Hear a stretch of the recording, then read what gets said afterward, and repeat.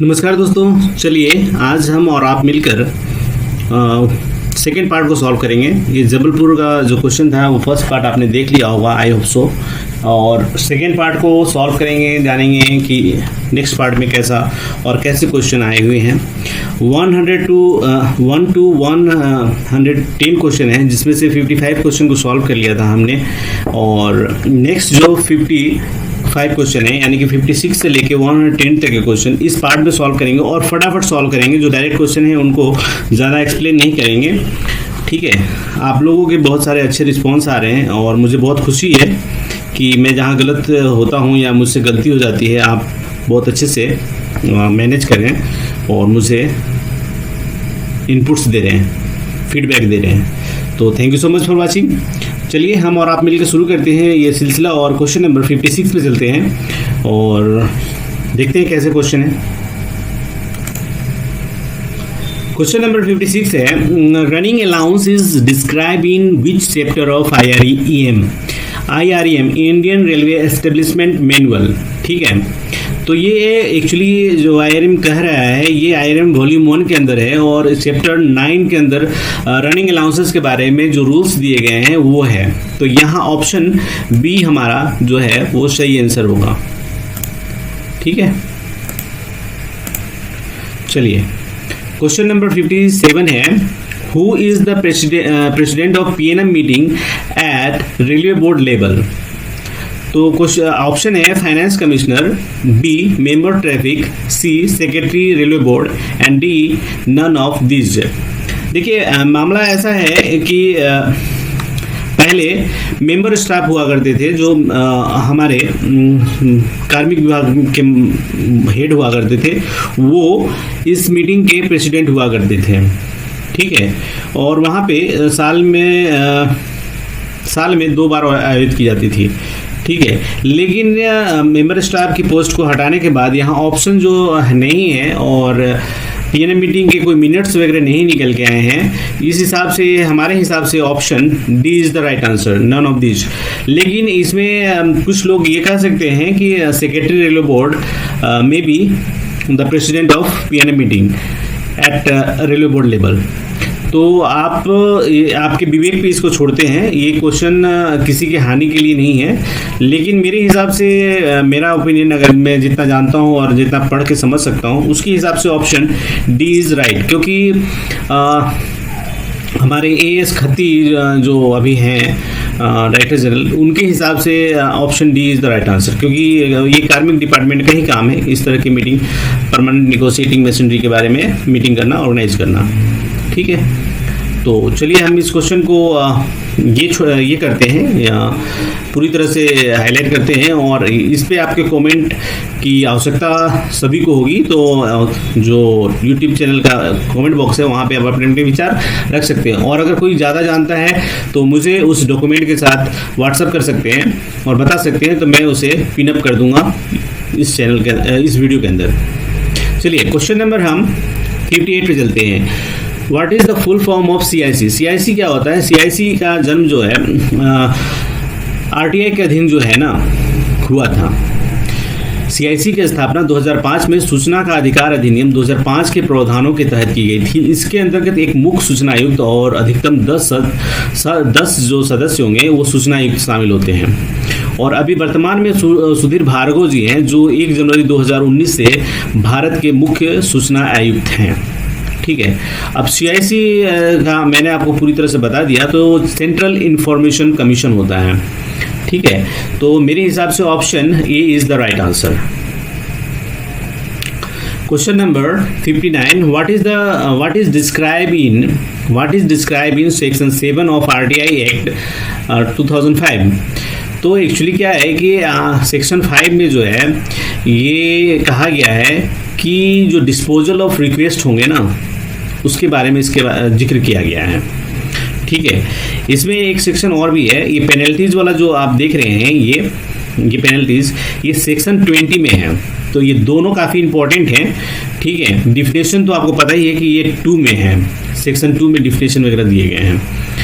ठीक है, अगर बाकी ठीक है। चलिए क्वेश्चन नंबर 60 को देखते हैं। MSCP introduced by which pay commission.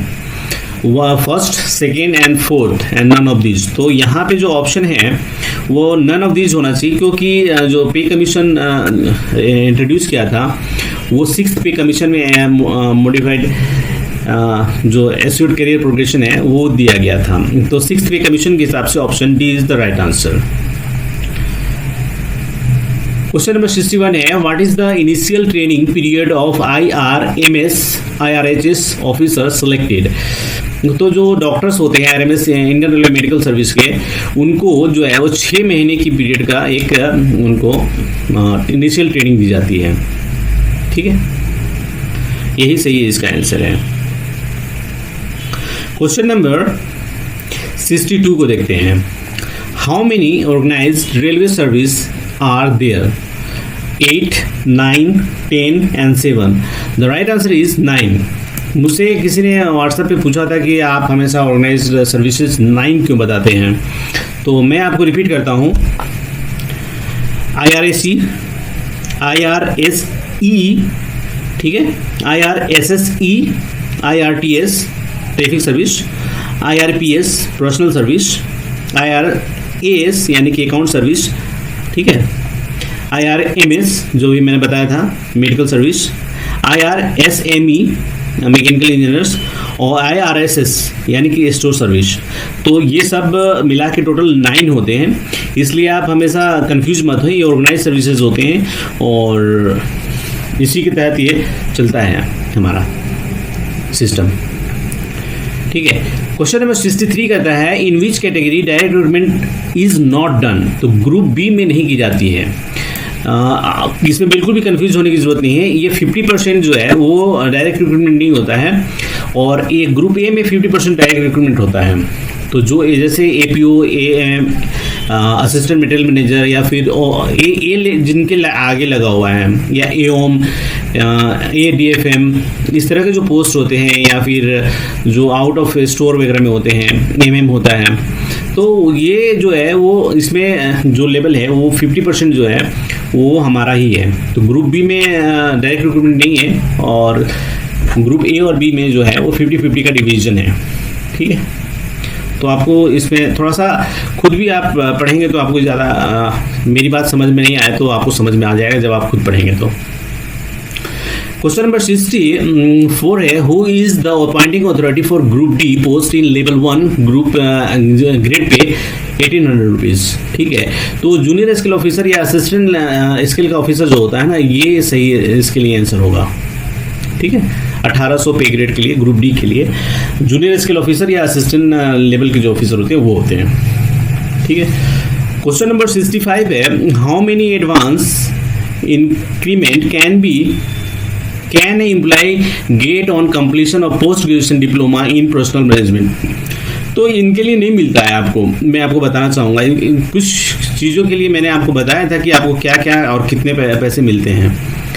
पुराने कुछ 2-3 वीडियो पुराने आप देखेंगे तो आपको समझ में आ जाएगा।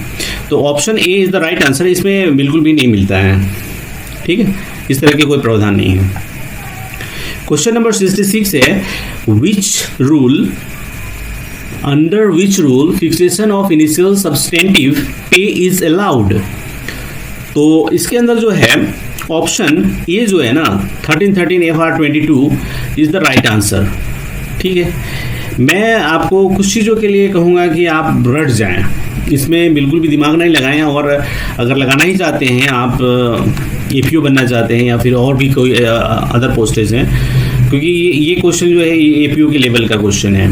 ठीक है, अगर वो पर्सनल डिपार्टमेंट में काम करते हैं तो उनको ज़रूरत पड़ेगी, अगर कोई पर्सनल डिपार्टमेंट में OS बनता है तो उनको इस तरह की चीज़ों की ज़रूरत पड़ेगी। लेकिन इस तरह की चीज़ों को आपको याद कर लेना चाहिए, रट जाना चाहिए, मेरा ऐसा मानना है। आप लोग हमेशा पूछते हैं कि मैं कैसे और क्या करूं। एक और बात मैं आपको इसी दौरान बताना चाहता हूँ कि बहुत सारे लोग मटेरियल डिमांड करते रहते हैं। मैं आपको बताना चाहूँगा कि railwayexam.in का जो लिंक है इस वीडियो के डिस्क्रिप्शन में, वहाँ से जाएं और खुद से कनेक्ट करें। अगर नहीं होता है तो फिर मुझे व्हाट्सएप पे ढूंढें, टेलीग्राम पे, और मुझे ये करें, मैं आपको ऐड कर दूंगा उसके अंदर मैंने बहुत सारे मटेरियल डाले हैं, अभी बहुत सारे चीज़ डालने बाकी हैं। तो धीरे धीरे हम उसे ऑर्गेनाइज करेंगे और देखेंगे कि कैसे हम आगे बढ़ सकते हैं। एक माहौल बनाना है नॉलेज का, ठीक है, रेलवे को हम आगे ले जाने के बारे में सोचें। चलिए क्वेश्चन नंबर हम 67 पे चलते हैं। Fixed medical allowance introduced with the effect from, तो ये 1/12/1997 से है, ठीक है, ये डायरेक्ट क्वेश्चन है। इस तरह की चीज़ें आपको याद रहनी चाहिए। फिक्स्ड मेडिकल अलाउंस 2.5 किलोमीटर से ज़्यादा होंगे तो मिलेंगे, 1000 इसका अमाउंट है। तो ये एक मैं चाह रहा हूँ मैपिंग करना कि अगर फिक्स्ड मेडिकल अलाउंस है तो उसके अंदर क्या क्या चीज़ें ब्रांचेज हैं वो मैं करूँ, लेकिन क्या है कि उस तरह की चीज़ें नहीं हो पा रही हैं। चलिए आगे भविष्य में करेंगे इस तरह की चीज़ें, ठीक है। तो 67 का जो है 1/12/1997 इज़ द राइट आंसर, ठीक है। 1 दिसंबर 1997 इज़ द राइट आंसर। यहाँ पे एक और बात बताना चाह रहा था, ये इसके अंदर एक प्रोबेबिलिटी का नियम है। अगर ध्यान से देखेंगे तो आपको ऑर्गेनाइज तरीके से आपको सब चीज़ दिखेंगी। आप यहाँ देखेंगे तो 12 का प्रोबेबिलिटी, मतलब क्या बोलेंगे इसको, हम जब तैयारी क्या करते थे तो हमें बताया जाता था कि जब क्वेश्चन का कोई आंसर नहीं है समझ में आया तो आपको उसको छांटना है, एलिमिनेट करना है सीधी सी लैंग्वेज में। तो 90 और 98 तो ऐसे ही छट जाएंगे, तो ये दोनों कट गए। फिर यहाँ से आप 97 और ये इसमें करेंगे दिसंबर में, तो ये 97 वाला कट जाएगा, तो बच जाएगा ये आपको। तो ये ऑप्शन इस तरह बन सकते हैं। तो जब आपको कुछ नहीं आता है तो इस तरह के एलिमिनेशन प्रोसेस को आप अपना सकते हैं। इसलिए मैं पहले कहा करता था कि ऑब्जेक्टिव टाइप जो क्वेश्चन डिमांड करते हैं वो नॉलेज की डिमांड करते हैं, एक्यूरेसी की डिमांड करते हैं, इन्फॉर्मेशन की डिमांड करते हैं। तो ये मैंने आपको जो दिया वो इन्फॉर्मेशन है, ठीक है। इसको आप अपनी मर्जी से, अपने विवेक से इसका इस्तेमाल कर सकते हैं। चलिए अगले किसी वीडियो में इस तरह की चीज़ें बताएंगे, आगे देखेंगे। अभी तो सॉल्व करते हैं। क्वेश्चन नंबर 68 कहता है maximum commutation of pension is, तो ये 40% है। ये कई बार आ चुका है, ये सुपर हिट क्वेश्चन है और हर बार पूछे जाएंगे और जाते रहेंगे, पूछे गए भी हैं, ठीक है। क्वेश्चन नंबर 69 कहता है including dependents how many maximum members are to be included in privilege pass, तो ये 5 मेंबर्स होते हैं, ठीक है, अगर डिपेंडेंट शामिल हो जाते हैं। और डिपेंडेंट्स कितने हो सकते हैं? 2 हो सकते हैं, ठीक है।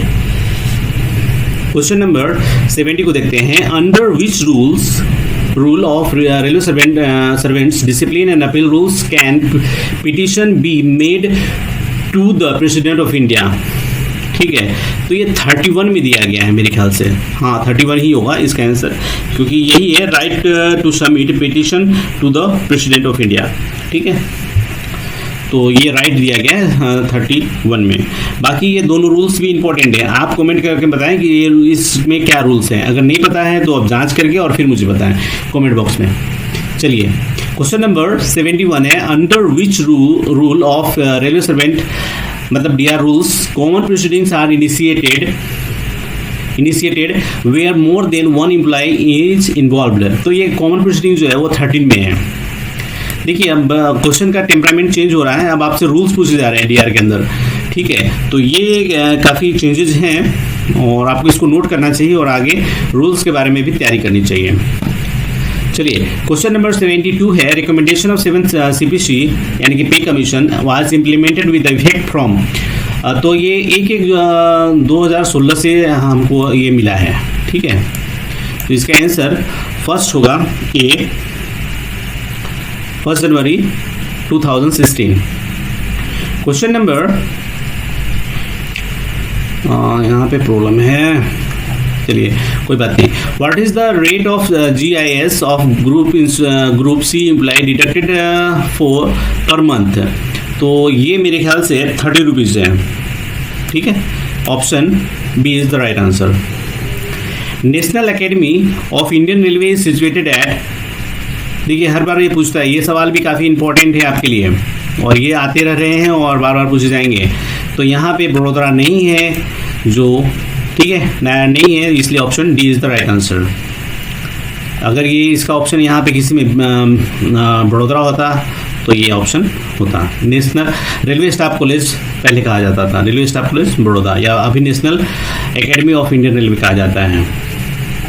यहीं पे अकाउंट्स के, पर्सनल डिपार्टमेंट के, मटेरियल मैनेजमेंट के, ये सब कोर्सेज के ऑफिसर्स का किया जाता है, ऑर्गेनाइज किया जाता है, क्रैश कोर्स, रिफ्रेशर कोर्स, जो भी बोल सकते हैं। चलिए, क्वेश्चन नंबर 75 है maximum days of LP that can be accumulated. तो ये 300 डेज हैं, ठीक है, इसमें कोई शंका वाली बात नहीं है 75 का, ठीक है। चलिए, which of the post belong to safety category. तो ये सारे सेफ्टी कैटेगरी में नहीं है, स्टेशन मास्टर को छोड़ के, असिस्टेंट स्टेशन मास्टर, ठीक है। क्वेश्चन नंबर 77 है the weekly duty hours of A clerk in A administrative office is 48 hours, ठीक है। ये पहले भी मैंने बहुत सारे वीडियोज में बता चुका हूँ। क्वेश्चन नंबर 78 है maximum how many days of special casual leave is sanctioned in a calendar year to participate in drama, music, like cultural programmes and inter divisional and inter railway competition, ठीक है। तो ये 30 days से ज़्यादा नहीं होनी चाहिए। Option C is the right answer. Question number 79 है compassionate grant can be sanction in a case of. तो कंपैशनेट ग्रांट्स जब आदमी की डेथ होती है ना, तब दी जाती है, ठीक है। तो यहाँ पे option A is the right answer. Question number 80 a railway employ in a year is entitled for how many days of earned LP, यानी कि लीव एवरेज पे। तो ये 30 डेज होते हैं, 15 डेज के 2 किस्त होते हैं, उसके अंदर ये ऐसा होता है, ठीक है। क्वेश्चन नंबर 81 है maximum allowed duration for a child care leave. तो ये 730 दिन का मिलता है, ये 1 लाइनर क्वेश्चन है, ठीक है। Question number 82 minimum years in railway service required to become eligible under RLHS scheme for medical facilities. तो 20 ईयर्स की सर्विस होनी अति आवश्यक है, ठीक है। चलिए, question number 83 candidate are issued which free travelling pass to appear for recruitment office. That means कि अगर किसी कैंडिडेट को अगर जाना है एग्ज़ाम देने के लिए, तो उनको कब किस तरह के कैंडिडेट को मिलते हैं, ST/SC, OBC, अनरिजर्व या जनरल, और डी में है none of the above. The right answer is ST/SC। इनको सरकार ने दिया हुआ है कि इनको एग्ज़ाम देने के लिए पास दी जाएगी, ये फैसिलिटीज दिया हुआ है। चलिए, क्वेश्चन नंबर 84 है DRM is eligible for which metal token, यानी कि किस तरह के मेटल टोकन पास की उनको एलिजिबल हैं। तो जो सिल्वर है वही उनके लिए है, GM होती तो गोल्ड होता, ठीक है। रेलवे बोर्ड के जो मेंबर्स हैं उनके लिए है। प्लेटिनम पहले हुआ करता था, जिससे डिसकंटिन्यू कर दिया गया है। ब्रॉन्ज जो है वो बाकी है DRM से, जैसे कि हमारे कोई ब्रांच ऑफिसर हैं, DOM हैं, या फिर सीनियर डिप्टी सर हैं, या सीनियर DMM हैं, इस तरह के जो पोस्टेज हैं उनके लिए ब्रॉन्ज मेडल मिलता है, ठीक है।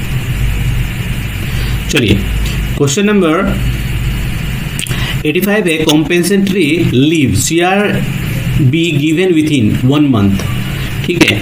CR जो है वो 1 महीने के अंदर ले लेना चाहिए। चलिए, क्वेश्चन नंबर 86 है at present what is the interest rate of provident fund. तो ऑप्शन है ए है 5, B 6, C 9% and D is none of these. The answer is D, none of these, because 7.1% declare किया गया था, और ये 1 जनवरी के आसपास, और जहाँ तक मुझे याद है उसके बाद के लिए किया गया था। तो अभी हम मान भी लें तो मेरे ख्याल से 7.1% is the right answer. So option D is correct, ठीक है। चलिए, क्वेश्चन नंबर 87 है non practising allowance is given to which category. तो आपको NPA जो दिया जाता है वो डॉक्टरों को दिया जाता है, और अभी किसी ने बताया कि भाई वो 25% क्यों नहीं होगा, तो मैंने उनको एक लेटर दिया था, RB नंबर तो मैं भी भूल गया हूँ, अगर वो देख रहे हैं तो वो RB नंबर कोट कर देंगे।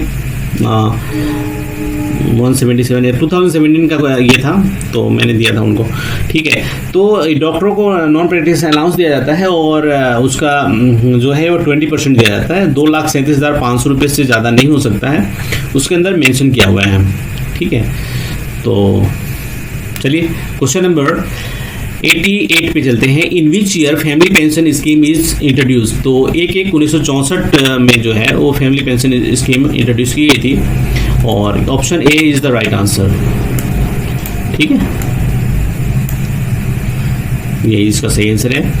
क्वेश्चन नंबर 89 है what is the period of maximum validity of return journey on PTO. तो onwards and outwards return journey जो है वो दोनों ही 5 महीने की वैलिडिटी एक साथ कर दी गई। पहले कम बेसी हुआ करते थे हाफ के लिए, तो अभी तो दोनों का एक ही है, 5 मंथ्स। उम्मीद card is a smart health card system in railway for A. Employees, B. Pensioners, C. Eligible family members and D. all three answer A, B, C। तो ये तीनों लोगों के लिए ही उम्मीद कार्ड है। तो एम्प्लॉय के लिए भी, पेंशनर के लिए और एलिजिबल फैमिली मेम्बर्स जो होते हैं उनके लिए अलग अलग मेडिकल कार्ड बनता है, ये सबको पता है। तो ये answer D is the correct answer. ठीक है, क्वेश्चन नंबर 91 है how many divisions are there in Indian railway. तो इसमें बिल्कुल भी कंफ्यूजन नहीं होने की ज़रूरत है। ये 68 डिवीजन हैं और 18 जोन्स हैं। मैं एम्फेसाइज कर रहा हूँ ये वर्ड पे, 18 जोन्स हैं। हर बार ये क्वेश्चन अलग अलग तरीके से आ रहा है, पर अगर वहाँ पे ये नहीं है वर्ड्स तो आप 17 मार सकते हैं, लेकिन मेरा मानना है कि 18 इज़ द करेक्ट आंसर। तो जो भी क्वेश्चन सेट कर रहे हैं उनको ये करना चाहिए। 18 जोन जो है पीयूष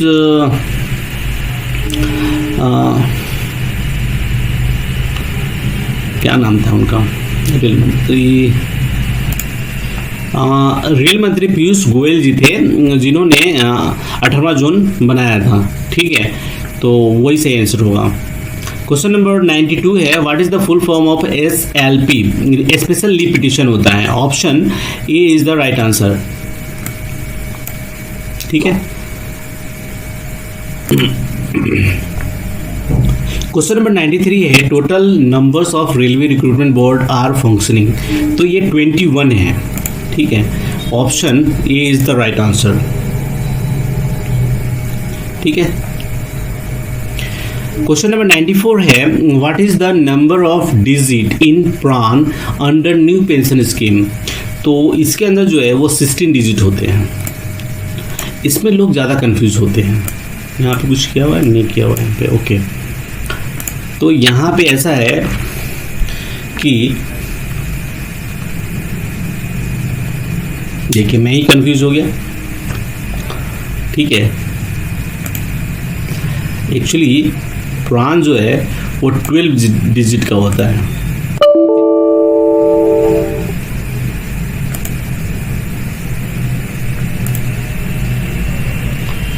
और PPAN जो है वो 16 डिजिट का होता है। तो ये दोनों आपको याद रखने चाहिए। ठीक है, यही सही रहेगा। प्राण जो है, प्राण यानी कि परमानेंट रिटायरमेंट अकाउंट नंबर, ये 12 डिजिट के होते हैं और permanent pension account number PPN 16 digit के होते हैं। ठीक है, चलिए क्वेश्चन नंबर 95 को देखते हैं। How many breaks journey are admissible in privilege pass. तो एनी नंबर्स। ठीक है, यही है सही, इसका आंसर होगा।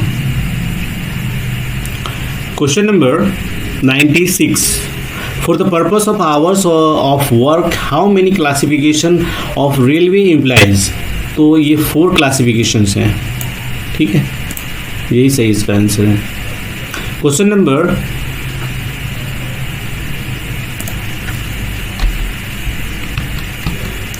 Question number 97 master circular 35 is related to which subject. तो इसका ऑप्शन ए है, ये है compassionate appointment, B recruitment, C retirement and D is confidential reports. तो जो सही आंसर है वो है रिटायरमेंट। ठीक है, क्वेश्चन नंबर 98 है, what is the provision under rules 3C under railway conduct rules 1966। तो ये है provision sexual harassment of working women. ये इस चैप्टर से भी आजकल बहुत सारे क्वेश्चन एपीओ में भी आए हैं, तो ये चैप्टर काफ़ी इंपॉर्टेंट है और इसके बारे में जानना चाहिए। और रेलवे कंडक्ट रूल 1966 के बारे में मैं पहले भी बता चुका हूँ कि आपको ये कंडक्ट रूल्स सारे पते होने चाहिए। जैसे आपको पता है कि नौकरी से रूल नंबर 4 में नौकरी से वो करना है, ठीक है। राजनीति से परहेज करने के लिए रूल नंबर 5 है। एसोसिएशन से 6 है। प्रदर्शन नहीं कर सकते 7 है। प्रेस और मीडिया से संबंध नहीं रख सकते नंबर 8 पे है। सरकार की आलोचना नंबर 9 पे है। समिति के सामने गवाही देने से पहले वो करना पड़ता है, वो नंबर 10 पे है। आरटीआई सूचना की जानकारी देने के बारे में नियम 11 है और चंदा जो है वो 12 पे है। गिफ्ट और दहेज यानी कि गिफ्ट एंड डाउरी जो है वो 13 और 13A पे है, जो बहुत ज़्यादा इंपॉर्टेंट है, काफ़ी बार पूछा गया है अलग अलग बार। अभी खासकर विवाह के बारे में जो प्रतिबंध है रूल नंबर 21 वो उसके बारे में काफ़ी पूछा जा रहा है। और पहले रूल नंबर 18 जो अचल संपत्ति के बारे में वो था, या फिर विदेशों में जो अचल संपत्ति के बारे में है नियम, उनके बारे में पूछा जा रहा था। इसके अलावा एक और इम्पोर्टेंट है, वो है सरकारी आवास को किराएदार पे देना, किराए पे देना, और वो तो ये काफ़ी इम्पोर्टेंट टॉपिक है, तो आपको उस पर फोकस करना चाहिए। चलिए हम क्वेश्चन नंबर 99 पे आ गए हैं। What is the percentage of group A? What is the percentage of group A direct recruitment? ठीक है, तो ये ऑप्शन मैंने अभी ऊपर में जिक्र किया था, ये 50% का ऑप्शन है, ठीक है, तो उस पर ध्यान रखना चाहिए आपको, ठीक है। ये 50% है, तो यहाँ पे option D is the right answer, क्योंकि ग्रुप ए और ग्रुप बी में 50% का वो है, ठीक है। चलिए क्वेश्चन नंबर 100 पे आ गए हैं। Who has the right to permit the changes in HOR classification? तो देखिए इसके अंदर ऑप्शन जो है उसके हिसाब से PCPO के पास कुछ पावर है, यानी कि हमारा जो ऑप्शन ए होगा वो सही होगा, PCPO। चलिए हम हिंदी के क्वेश्चन को सॉल्व करते हैं और फटाक से इस वीडियो को यहीं पे समाप्त करेंगे। संविधान के किस अनुच्छेद में राजभाषा आयोग के गठन संबंधी प्रावधान है? तो अनुच्छेद 344(1) के अंदर इस तरह के प्रावधान दिए गए हैं, ठीक है। क्वेश्चन नंबर 102, हिंदी के प्रयोग के पुनरीक्षण के लिए संसदीय राजभाषा समिति की कुल कितनी उप समितियां बनाई गई हैं? तो 3 बनाई गई हैं, ठीक है। क्वेश्चन नंबर 103, राजभाषा अधिनियम कब पारित किया गया था? तो ये पारित किया गया था 10 मई 1963 को, सही है। चलिए क्वेश्चन नंबर 104, राजभाषा नियम 1976 के किस नियम के तहत हिंदी में प्राप्त पत्रों के उत्तर हिंदी में दिया जाना आवश्यक है? तो नियम 5 के अंतर्गत, ठीक है। अब नियम आपको और कुछ पता होना चाहिए, जैसे नियम 9 है हिंदी में प्रवीणता, राजभाषा नियम 10 जो है हिंदी का कार्य साधक ज्ञान, ठीक है। तो एक्चुअली राजभाषा नियम में कुल 12 नियम है, वो आपको पता होना चाहिए, ठीक है। क्वेश्चन नंबर 105 है, हिंदी शब्दावली में निम्न में से कौन सा एक शब्द गलत है? तबीयत, परीक्षाफल, गृहिणी, ठीक है।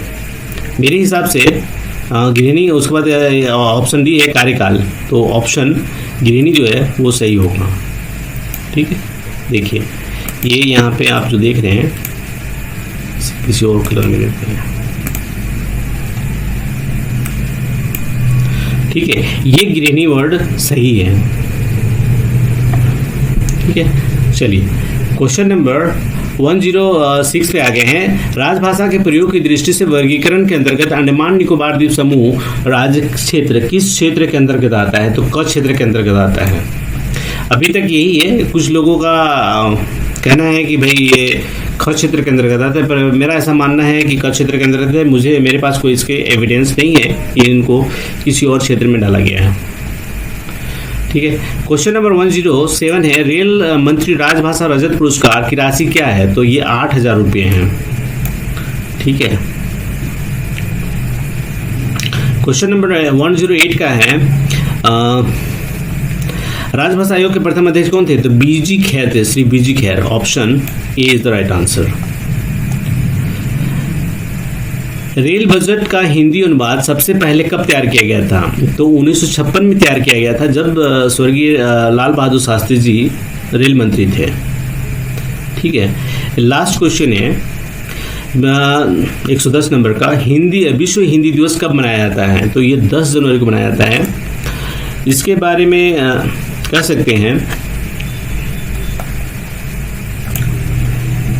सकते हैं कि विश्व स्तर पर भाषा को बढ़ावा देने के लिए, हिंदी भाषा को बढ़ावा देने के लिए 2006 से प्रतिवर्ष 10 जनवरी को विश्व हिंदी दिवस मनाया जाता है। यह जो दिन है वो प्रथम विश्व हिंदी सम्मेलन की वर्षगांठ का प्रतीक है, जिसका उद्घाटन 10 जनवरी 1975 को तत्कालीन प्रधानमंत्री इंदिरा गांधी के द्वारा किया गया था। ठीक है, और जब मनमोहन सिंह जी जब थे तब इसको 2006 में फर्स्ट टाइम मनाया गया था।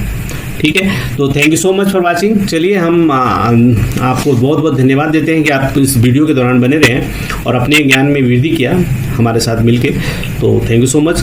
आप जहाँ कहीं भी हैं मन लगा के काम कीजिए और पूरी ईमानदारी से इस तरह की वीडियो को देखते हुए अपने ज्ञान का नॉलेज को एनहांस करिए। अगर ये वीडियो यदि आपको लगता है कि ये वीडियो आपके किसी नियर एंड डियर की मदद कर सकता है तो ज़रूर उनके साथ शेयर कीजिए। रिक्वेस्ट करना मेरे हाथ में है, शेयर करना आपके हाथ में है। ठीक है, अगर ये वीडियो और चैनल अच्छा लगता है तो ज़रूर से लाइक और सब्सक्राइब कीजिए, मुझे काफ़ी अच्छा लगेगा। और ये फैमिली बड़ी होनी चाहिए, नॉलेज फैमिली बड़ी होनी चाहिए। चलिए मिलते हैं नेक्स्ट वीडियो में किसी अच्छे वीडियो पेपर के साथ।